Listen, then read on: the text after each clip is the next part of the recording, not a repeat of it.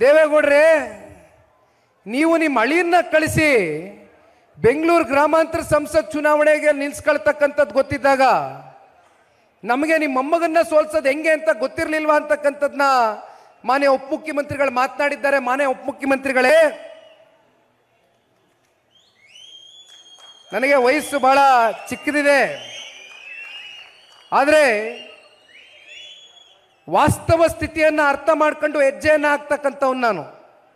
ಯಾವುದೋ ಉತ್ಪ್ರೇಕ್ಷೆಗೆ ಒಳಗಾಗಿ ಯಾವುದೋ ಆಸೆ ಇಟ್ಕೊಂಡು ಆಕಾಂಕ್ಷೆಗಳಿಟ್ಕೊಂಡು ನಾನು ಚುನಾವಣೆಗೆ ನಿಲ್ಲಬೇಕು ಅಂತಕ್ಕಂಥ ನಿರ್ಧಾರ ಮಾಡಿದರೆ ಬಹುಶಃ ಅತ್ಯಂತ ಚಿಕ್ಕ ವಯಸ್ಸಿನಲ್ಲೇ ಶಾಸಕ ಸ್ಥಾನ ನೋಡ್ತಾ ಇದ್ದ ನಿಖಿಲ್ ಕುಮಾರಸ್ವಾಮಿ.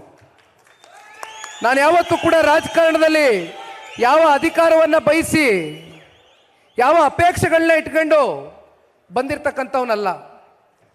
ಯಾವ ರೀತಿ ಕುಮಾರಣ್ಣ ಅವರು ಚಲನಚಿತ್ರ ಡಿಸ್ಟ್ರಿಬ್ಯೂಟರ್ ಆಗಿ ನಿರ್ಮಾಪಕರಾಗಿ ಅವರ ಜೀವನ ವೃತ್ತಿಯನ್ನು ಪ್ರಾರಂಭ ಮಾಡಿದರು, ಅದೇ ರೀತಿ ನಾನೊಬ್ಬ ನಟನಾಗಿ ಚಲನಚಿತ್ರ ನಮ್ಮ ಕನ್ನಡದ ಹೆಮ್ಮೆಯ ಇಂಡಸ್ಟ್ರಿಯಲ್ಲಿ ಪಾದಾರ್ಪಣೆ ಮಾಡಿ ನನ್ನ ಪಾಡಿಗೆ ನನ್ನ ವೃತ್ತಿ ಜೀವನ ಮಾಡ್ತಾ ಇದ್ದಂಥವನು.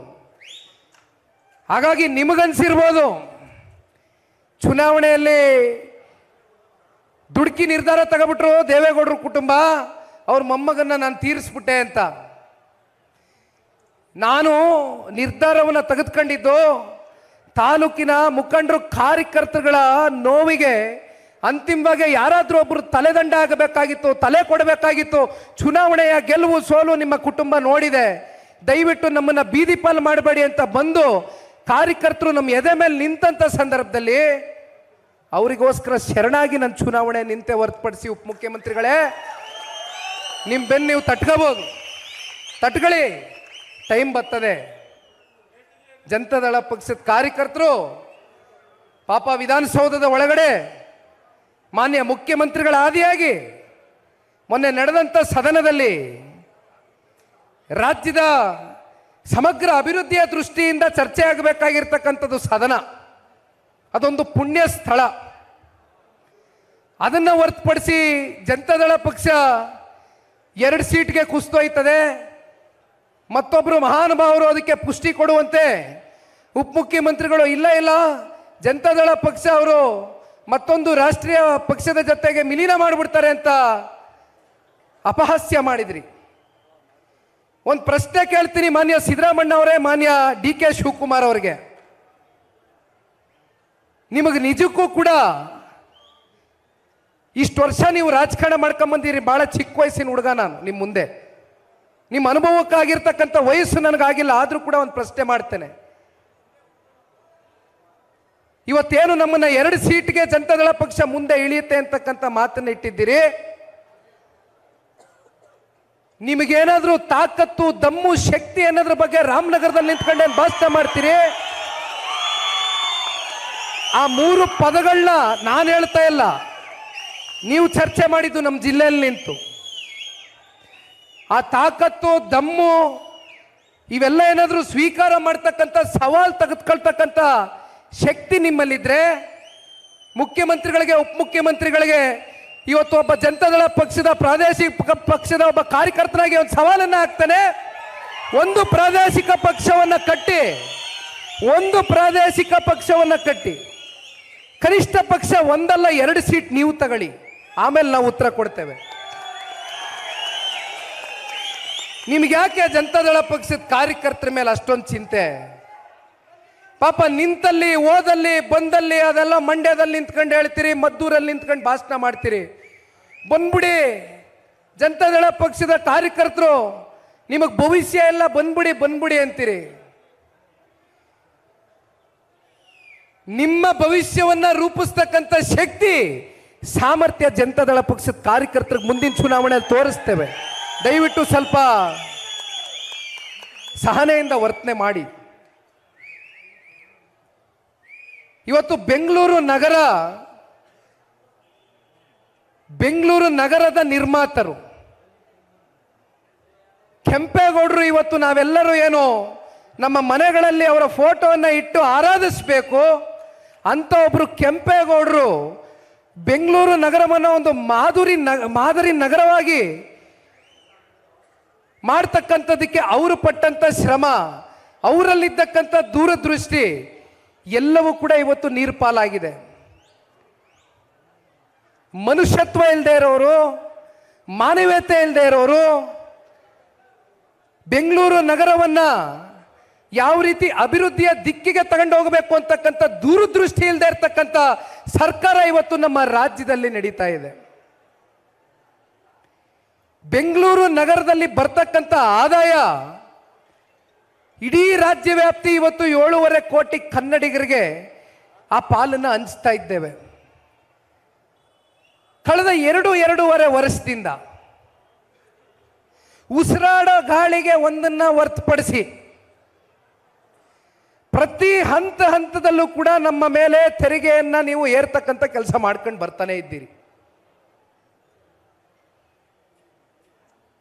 ಒಂದು ಪ್ರಾಪರ್ಟಿ ಟ್ಯಾಕ್ಸ್ ಜಾಸ್ತಿ ಮಾಡ್ತೀರಾ, ಸಬ್ ರಿಜಿಸ್ಟರ್ ವ್ಯಾಲ್ಯೂ ಜಾಸ್ತಿ ಮಾಡ್ತೀರಾ, ಕಸದ ಮೇಲೆ ಸೆಸ್ಸನ್ನ ಹಾಕ್ತೀರಾ. ಇವತ್ತು ನೀವು ಹಾಲು ಮತ್ತೊಂದು ಇನ್ನೊಂದು ಸಾಮಗ್ರಿಗಳು ಪ್ರತಿನಿತ್ಯ ಬಳಕೆ ಮಾಡ್ತಕ್ಕಂಥ ಮನೆ ವಸ್ತುಗಳ ಮೇಲೆ ಟ್ಯಾಕ್ಸ್ ಅನ್ನ ಜಾಸ್ತಿ ಮಾಡ್ತೀರಾ. ಈಗ ಅದೆಂಥದೋ ಹೊಸದಾಗೆ ಬಿ ಖಾತೆ ಇರೋರೆಲ್ಲ ಎ ಖಾತೆ ಮಾಡ್ಕೊಂಡ್ಬಿಡ್ಬೇಕಂತೆ, ರೆಗ್ಯುಲರೈಸೇಷನ್ ಮಾಡ್ಕೊಂಡ್ಬಿಡ್ಬೇಕಂತೆ. 25 ಲಕ್ಷಕ್ಕಿಂತ ಹೆಚ್ಚು ಮನೆಗಳಿದೆ ಬೆಂಗಳೂರು ನಗರದಲ್ಲಿ. ನಿಮ್ಮ ಬಿ ಖಾತೆಯಿಂದ ಎ ಖಾತೆಗೆ ರೆಗ್ಯುಲರೈಸೇಷನ್ ಮಾಡ್ಕೊಳ್ಳೋದಕ್ಕೆ ಮಧ್ಯಮ ವರ್ಗದವರು, ಬಡ ಕುಟುಂಬದ ಹೊಟ್ಟೆ ಮೇಲೆ ನೀವು ಯಾವ ರೀತಿ ಒಡೆದು ಇವತ್ತು ದುಡ್ಡನ್ನ ವಸೂಲಿ ಮಾಡ್ತಕ್ಕಂಥದಕ್ಕೆ ಮುಂದಾಗಿದ್ದೀರಿ. 1,000 ಸ್ಕ್ವೇರ್ ಫೀಟೋ 1,200 ಸ್ಕ್ವೇರ್ ಫೀಟೋ ಇರ್ತಕ್ಕಂಥ ಮನೆ, ಅದನ್ನ ಬಿ ಖಾತೆ ಟು ಎ ಖಾತೆ ನೀವು ರೆಗ್ಯುಲರೈಸೇಷನ್ ಮಾಡ್ಕೋಬೇಕು ಅಂದ್ರೆ 3 ಲಕ್ಷ 5 ಲಕ್ಷ 6 ಲಕ್ಷ ಹಣಕಾಸು ಖರ್ಚು ಮಾಡಬೇಕು. ಮಾತತ್ತಿದ್ರೆ ಗ್ಯಾರಂಟಿ ಕೊಡ್ತೀವಿ. ರಸ್ತೆ ಸರಿ ಇಲ್ಲ, ಮಳೆ ಬಂದ್ರೆ ಇವತ್ತು ರಸ್ತೆ ಒಂದು ರೀತಿ ಇಟಲಿನಲ್ಲಿ ಒಂದು ವೆನಿಸ್ ನಗರ ಅಂತ ಇದೆ, ಆ ರೀತಿ ಬೆಂಗಳೂರು ವೆನಿಸ್ ನಗರದ ರೀತಿ ಆಗೋಗ್ತಾ ಇದೆ. ಮಳೆ ಬಂದ್ರೆ ಇದು ಬೆಂಗಳೂರು ನಗರನ ಅಂತಕ್ಕಂಥದ್ದು ನಮಗೆ ನಾವೇ ಪ್ರಶ್ನೆ ಮಾಡ್ಕೊಳ್ಬೇಕು. ಜನರು ಯಾವ ರೀತಿ ಪರದಾಡ್ತಾ ಇದ್ದಾರೆ ಅಂತಕ್ಕಂಥದ್ದನ್ನ ಮಳೆ ಬಂದಂತ ಹಲವಾರು ಸಂದರ್ಭದಲ್ಲಿ ಆ ದೃಶ್ಯಾವಳಿಗಳನ್ನ ನೋಡಿದ್ರೆ ಇವತ್ತಿಗೂ ಕೂಡ ಒಂದು ಟಾರನ್ನ ಹಾಕಿಸ್ಲಿಕ್ಕೆ ಯೋಗ್ಯತೆ ಇಲ್ಲ ಈ ಸರ್ಕಾರಕ್ಕೆ. ಆದರೆ ತೆರಿಗೆ ಮಾತ್ರ ತೆರಿಗೆ ಮೇಲೆ ತೆರಿಗೆ, ಸೆಸ್ ಮೇಲೆ ಸೆಸ್ಸು ನಿರಂತರವಾಗಿ ರಾಜ್ಯದ ಜನತೆ ಮೇಲೆ, ಅದರಲ್ಲೂ ಬೆಂಗಳೂರು ನಗರದ ನಾಗರಿಕರ ಮೇಲೆ ಏರ್ತಾ ಇದ್ದೀರಿ. ಮತ್ತೊಂದು ಮಾನ್ಯ ಉಪಮುಖ್ಯಮಂತ್ರಿಗಳು, ಬೆಂಗಳೂರು ನಗರದ ಉಸ್ತುವಾರಿ ಸಚಿವರೇ, ಅದೆಂಥದೋ 17,000 ಕೋಟಿ ಸುರಂಗ ಮಾರ್ಗ. ಎಲ್ಲಿಂದ ಅಣ್ಣ? ಹೆಬ್ಬಾಳಿಂದ ಸಿಲ್ಕ್ ಬೋರ್ಡು, ಹೆಬ್ಬಾಳಿಂದ ಸಿಲ್ಕ್ ಬೋರ್ಡ್ವರೆಗೂ 17,000 ಕೋಟಿ ಘೋಷಣೆ ಮಾಡ್ಕೊಂಡಿದ್ದಾರೆ. ಗೊತ್ತಿಲ್ಲ ದುಡ್ಡೆಲ್ಲಿದೆ ಅಂತ. ಪಾಪ ಹಿಂದೆ ಹೇಳಿದ್ರು 40% ಕಮಿಷನ್ ಸರ್ಕಾರ ಅಂತ ಬಿಜೆಪಿ ಅವ್ರ ಮೇಲೆ ಆಪಾದನೆ ಮಾಡಿದ್ರು. ನಾವು ಕಮಿಷನ್ ಮುಕ್ತವಾಗಿ ಅಭಿವೃದ್ಧಿ ಮಾಡಿಬಿಡ್ತೇವೆ, ಕಮಿಷನ್ ಅಂತಕ್ಕಂಥದ್ದು ಸಂಪೂರ್ಣವಾಗಿ ಬೇರೆ ಸಮೇತ ಕಿತ್ತು ಒಗೆದು ಬಿಡ್ತೇವೆ ಅಂತ ಹೇಳಿ ಬಂದು 136 ಜನ ಶಾಸಕರನ್ನ ಇಟ್ಕೊಂಡಿದ್ದೀರಲ್ಲ ಸ್ವಾಮಿ. ಆ 17,000 ಕೋಟಿ ಸುರಂಗ ಮಾರ್ಗ ಇವತ್ತು ನೀವೇನು ಚಾಲನೆ ಕೊಡಕ್ಕೆ ಹೋಗ್ತಾ ಇದ್ದೀರಲ್ಲ, ನಿಮ್ಮ ಪಾಪ ಕಮಿಷನ್ಗೋಸ್ಕರ ನೀವು ಮಾಡ್ಕೊಂಡು ಇಟ್ಕೊಂಡಿದ್ದೀರಲ್ಲ, ಅದರಲ್ಲಿ ಯಾರು ಗೊತ್ತೇನಣ್ಣ ಓಡಾಡೋದು? ಯಾವ ಬಸ್ನವ್ರು ಓಡಾಡ್ಲಿಕ್ಕಿಲ್ಲ, ಯಾವ ಟೂ ವೀಲರ್ ಅವರು ಓಡಾಡ್ಲಿಕ್ಕಿಲ್ಲ. ಅಲ್ಲಿ ಓಡಾಡಂತಕ್ಕಂಥವ್ರು ಹೋಗೋನು ಕೆಲಸಕ್ಕೆ ಇಲ್ಲಿಂದ ಹೆಬ್ಬಾಳದಿಂದ ಅಲ್ಲಿಗೆ ಹೋಯ್ತಾನೆ, ವಾಪಸ್ ಅಲ್ಲಿಂದ ಹೆಬ್ಬಾಳಕ್ಕೆ ಬರಬೇಕಲ್ವಾ ಕೆಲ್ಸಕ್ಕೆ ಹೋಗೋನು. ಬರೀ ಕಾರ್ನವ್ರಿಗೆ 660 ರೂಪಾಯಿ ಎಷ್ಟಣ್ಣ ಒಂದು ದಿವಸಕ್ಕೆ ಟ್ಯಾಕ್ಸ್ ಕಲೆಕ್ಷನ್ ಮಾಡ್ತಕ್ಕಂಥದ್ದು. ಪ್ರತಿನಿತ್ಯ ನೀವು ಹೋಗಿ ಬರೋದಕ್ಕೆ 660 ರೂಪಾಯಿ ಕೊಡ್ತಕ್ಕಂಥ ಬಡವ ಯಾರಣ್ಣ ಅವನೇ ನಮ್ಮ ಬೆಂಗಳೂರು ನಗರದಲ್ಲಿ? ಯಾರಿಗೋಸ್ಕರ ಮಾಡ್ತಾ ಇದ್ದೀರಿ ಸ್ವಾಮಿ ಈ ಸುರಂಗ ಮಾರ್ಗನ? ನೀವು ನಿಜವಾಗ್ಲೂ ಬೆಂಗಳೂರು ನಗರದಲ್ಲಿ ಟ್ರಾಫಿಕ್ ಸಮಸ್ಯೆಯನ್ನ ಬಗೆಹರಿಸಬೇಕು ಅಂತಕ್ಕಂಥದ್ದು ನಿಮ್ಮ ಮನಸ್ಸಿನಲ್ಲಿ ಏನಾದರೂ ಭಾವನೆ ಇದ್ರೆ, ಪ್ರತಿನಿತ್ಯ ಪಾಪ ಟೂ ವೀಲರ್ಗಳಲ್ಲಿ ಓಡಾಡ್ತಾರಲ್ಲ ಅವ್ರ ಸಮಸ್ಯೆನ ಆಲಿಸಿ. ಯಾವ ನಮ್ಮ ದೇಶದಲ್ಲಿ ಮತ್ತೊಂದು ರಾಜ್ಯದಲ್ಲಿ ಮೆಟ್ರೋ ಇನ್ನ ಬೆಲೆ ಏರಿಕೆ ಮಾಡ್ತೀರಿ, ಕೊನೆಗೆ ಕೇಂದ್ರ ಸರ್ಕಾರದ ಮೇಲೆ ಗೂಬೆ ಕೂರಿಸ್ಲಿಕ್ಕೆ ಹೋಗ್ತೀರಿ. ಮಾಡಿ, ಮೆಟ್ರೋ ದರ ಕಮ್ಮಿ ಮಾಡಿ, ಬಸ್ಸಿನ ದರ ಕಮ್ಮಿ ಮಾಡಿ, ಟೂ ವೀಲರ್ಸ್ಗೆ ಓಡಾಡೋದಕ್ಕೆ ಸುಗಮವಾದಂಥ ರಸ್ತೆಗಳನ್ನ ಹಾಕ್ಕೊಡಿ, ಮೆಚ್ತೀವಿ. ನಾವು ವಿರೋಧ ಪಕ್ಷವಾಗಿರ್ತಕ್ಕಂಥದ್ದು ಸುಮ್ಮನೆ ನಿಮ್ಮ ಮೇಲೆ ಗೂಬೆ ಕೂರಿಸಿ ಟೀಕೆ ಮಾಡಿ ಸುಮ್ಮನೆ ಮಾತನಾಡ್ತಕ್ಕಂಥದಕ್ಕೆ ನಾವು ಸಿದ್ರಿಲ್ಲ. ಅಷ್ಟು ವಿಷಯಗಳು ಇವತ್ತು ನಮ್ಮ ಮುಂದೆ ಕೊಟ್ಟಿದ್ದೀರಿ ನೀವು, ನಾವು ಕಣ್ಣು ಮುಚ್ಕೊಂಡು ಸುಮ್ಮನೆ ಕೂತ್ಕೊಳ್ಳಿಕ್ಕೆ ಆಗೋದಿಲ್ಲ.